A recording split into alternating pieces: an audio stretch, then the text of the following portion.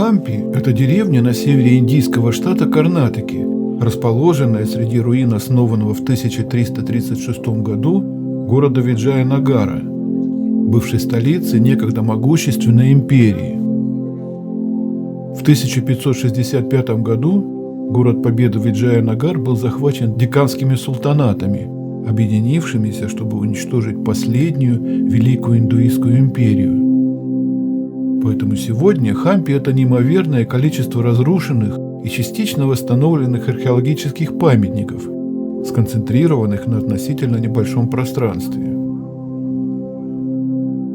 Руины Виджаянагара входят в список объектов всемирного наследия ЮНЕСКО. Также они будоражат воображение уфологически настроенных искателей истины и сторонников альтернативной истории, видящих в них остатки древней высокотехнологической цивилизации.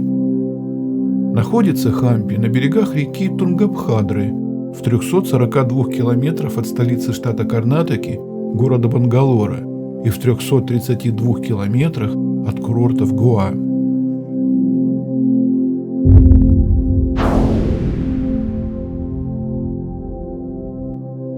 Несколько недель в январе 2019 года мы жили в северном Гоа на берегу Индийского океана. Чтобы немного разнообразить свое пребывание в Индии, а также, движимые познавательным интересом, мы решили посетить Хампи, куда собирались уже несколько лет.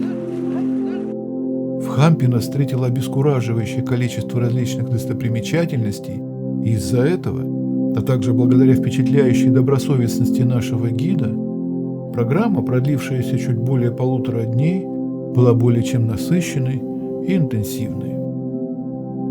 Нужно сказать, что первое сильное впечатление от этого места мы получили, глядя на поражающее воображение горы многотонных валунов или даже мегалитов, как будто огромный великан разбросал их здесь с какой-то неведомой целью. Индусы считают, что на территории Хампи раньше находилось мифическое государство гуманоидов-ванаров Кишкинда, упоминающееся в Рамаяне, и эти валуны принес уроженец Кишкинды, близкий друг и сподвижник Рамы Хануман. Прибыв на место, мы сразу направились в построенный в 15 веке храм, который называется Хазара-Рама или Храм Тысячи Рам. Такое название он получил благодаря огромному количеству барельефов на стенах, изображающих сцены из Рамаяны.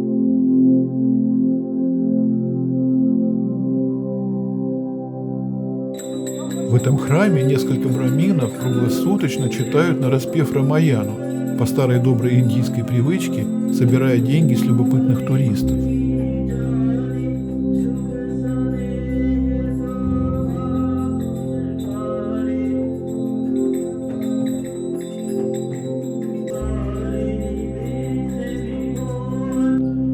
Известно, что построен он в начале 15 века царем Виджаянагара Деварая II для своей семьи. Сегодня храм является центром паломничества. Уже здесь, немного приглядевшись, любознательный путник замечает особенности индийской реставрации, судя по всему, длящейся уже веками. Нижняя часть храма выполнена из гранита, а порядком облупившаяся верхняя из оштукатуренного кирпича. Также встречаются детали из песчаника. Осмотрев храм и оставив по 100 рупий предприимчивым браминам, мы направились к царской купальне. Снаружи это здание ничем не примечательно, однако внутри оно весьма впечатляет своей затейливой архитектурой.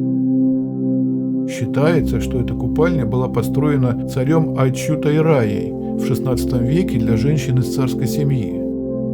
Известно, что раньше царские купальни были окружены рвом с водой, имелся подъемный мост, а вода в них подавалась по специальному каналу. Местные ребятишки с энтузиазмом приветствовали нашу группу, пытаясь продемонстрировать свои познания в области английского языка. Затем мы направились к ступенчатому колодцу, и это было для меня приятным сюрпризом. Подобное сооружение я раньше видел только на фотографиях и совсем не рассчитывал встретить здесь. Конструкция индийских ступенчатых колодцев такова, что при изменении в них уровня воды в разные времена года доступ к ней все равно сохраняется. Около колодца нам встретилось большое количество одетых в одинаковые футболки и шапки индийских девочек, которые разглядывали нас с нескрываемым любопытством.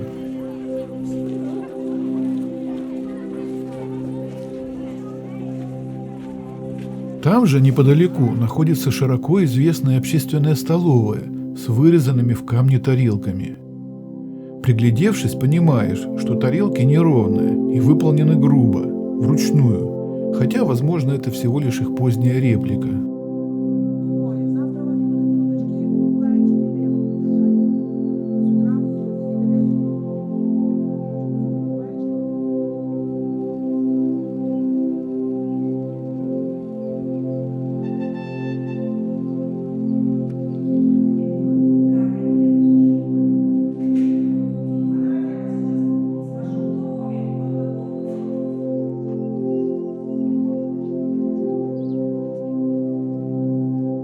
Дальше, в соответствии с программой, мы направились к знаменитой статуе Нарасимхи, которую называют одной из главных достопримечательностей Хампи.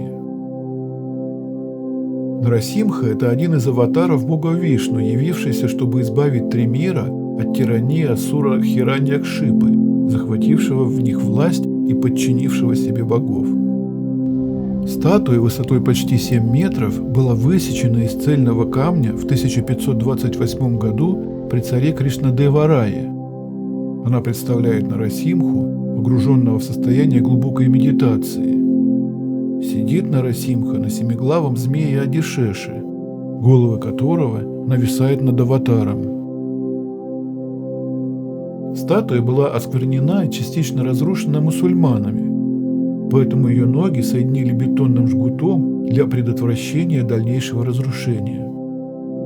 Предположительно, раньше Нарасимха держал на коленях разорванное тело поверженного асура.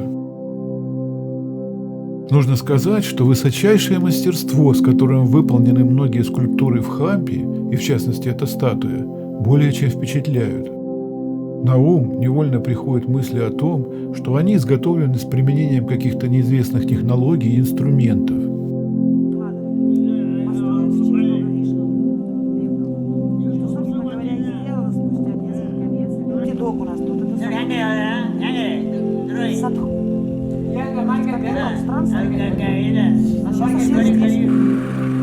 На обратном пути к автобусу нам встретился колоритный продавец тростникового сока с маленькой девочкой.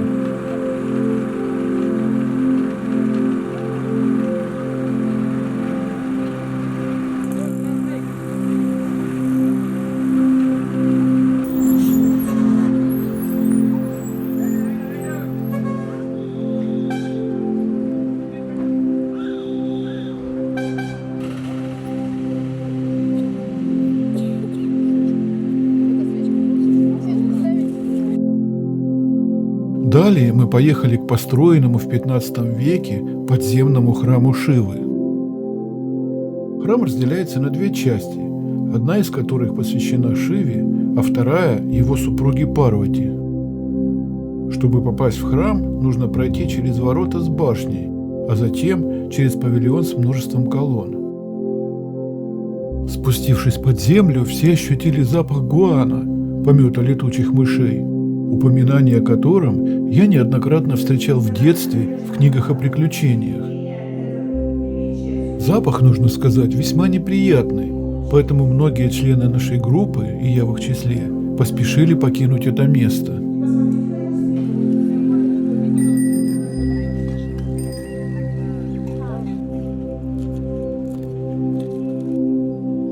Следующей точкой нашей экскурсии в Хампи был холм Химакута, который называют одним из самых высоких холмов в Индии.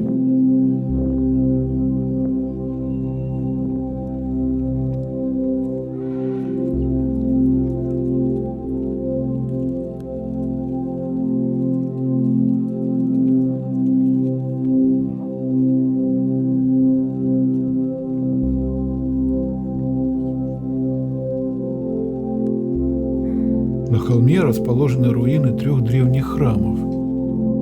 Наиболее известный из них – храм Ганеши. Это небольшой открытый храм с каменной статуей Ганеши внутри. Храм не действующий, поскольку статуя была осквернена мусульманами. У нее были отбиты рука и нога. С вершины холма открывается великолепный вид на долину Хампи с виднеющимися повсюду старинными руинами и огромными валунами. Считается, что этот холм – лучшее место для наблюдения захода солнца. Именно это и привлекает к нему толпы восторженных туристов каждый вечер.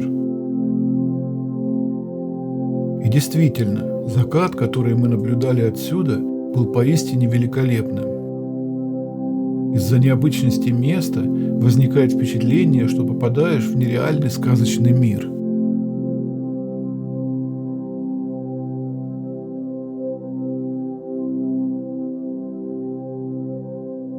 Закончился наш по-настоящему насыщенный первый день в Хампи, в посвященном Шиве храму Вирупакши. В нем я не снимал из-за того, что было уже темно. Храм Вирупакши – одно из главных мест паломничества в Индии. Считается, что храм существовал здесь еще задолго до основания Виджаянагарской империи. Однако нынешний вид он обрел благодаря стараниям царя Кришнадева Рая. Своего рода визитной карточкой храма является восточный гопурам, или, говоря по-русски, вход высотой 50 метров. К счастью, в XVI веке храм не был полностью разрушен и спустя 3 столетия отреставрирован. По очереди мы обошли несколько его святилищ, прошли по террасе храма, вдоль которой по узкому каналу протекает река Тунгабхадра, проходящая через кухню и вытекающая во внешний двор.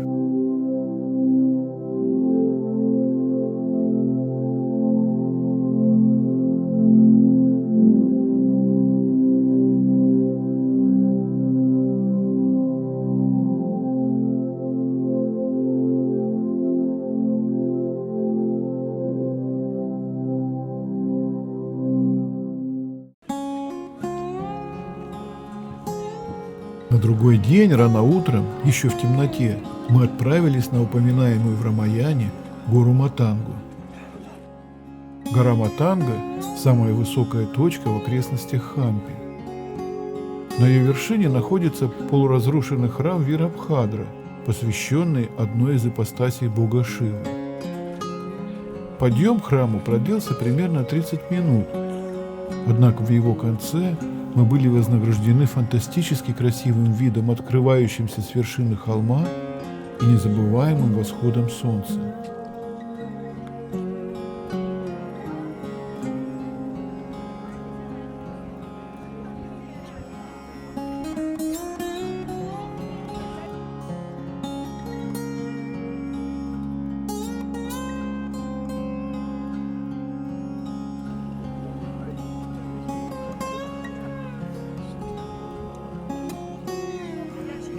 Помимо нас, великолепным восходом наслаждались целый класс детей с учительницей-англичанкой,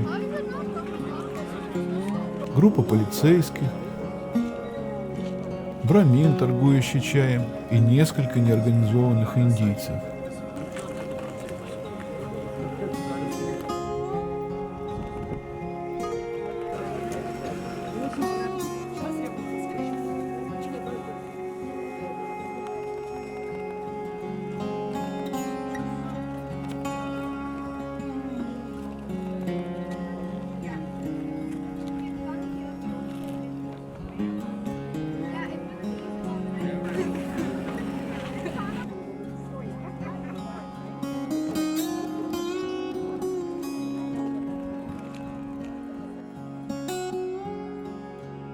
По завершению этого феерического природного действа мы отправились вниз, где у подножья горы нас ожидал ярко раскрашенный храм богини Дурги.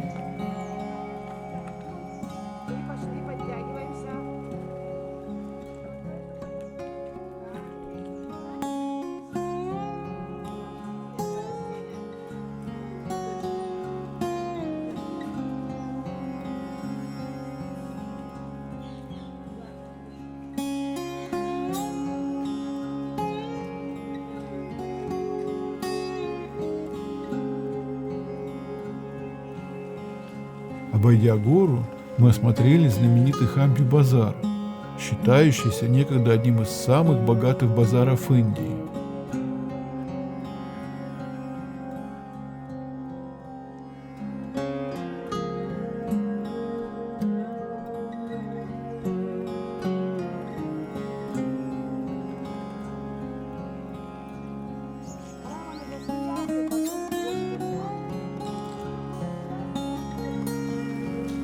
Конечно, многие из нас с нетерпением ожидали встречи с храмом Витала, тем самым храмом с музыкальными колоннами, на территории которого находится знаменитая каменная колесница. Кобра голова, вот Шивлингам, это кобра, Шивлингам. Кобра, пальдоч, кобра, пальдоч. Смотри, два ноги, один, два. Коста – это голова. Территория храма поражает богатым убранством. Фактически его можно назвать музеем резьбы по камню. Храм представляет собой 56 резных гранитных колонн, на которых покоится величественный свод. Колонны храма вырезаны из особого гранита и сконструированы таким образом, что, ударяя по ним, можно извлекать звуки определенного тона. Они-то и привлекают сюда туристов. Сегодня играть музыку на колоннах храма запрещено, однако наш индийский гид все же продемонстрировал нам их уникальные свойства.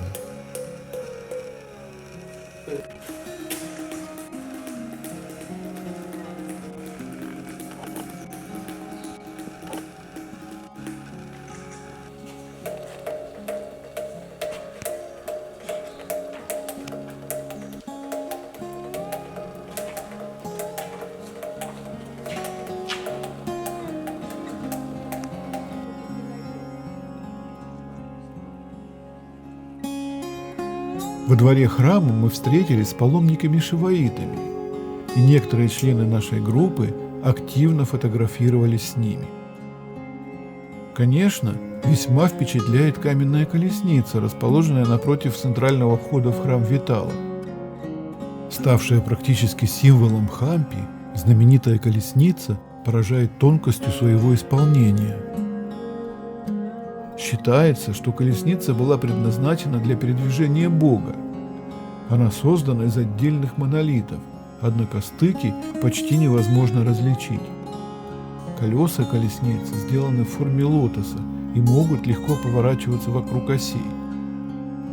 По легенде, прокрутивший колеса приобретал различные религиозные заслуги. Однако сегодня, в целях сохранности колесницы, ее колеса прочно зафиксированы.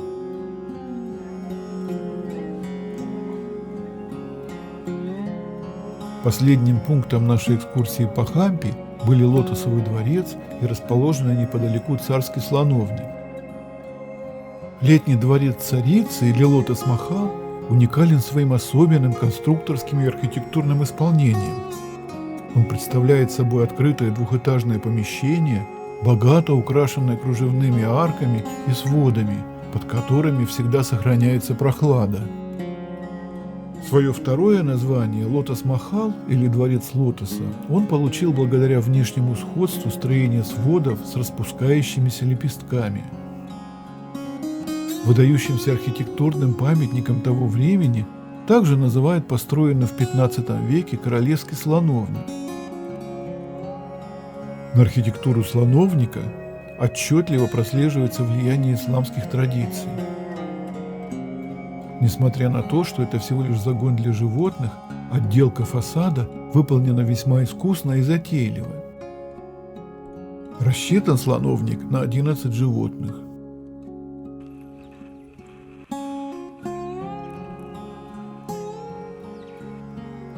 Завершая свой рассказ, хочется заметить, что, конечно, за 1,5 дня толком осмотреть хотя бы большую часть достопримечательностей Хампи не представляется возможным.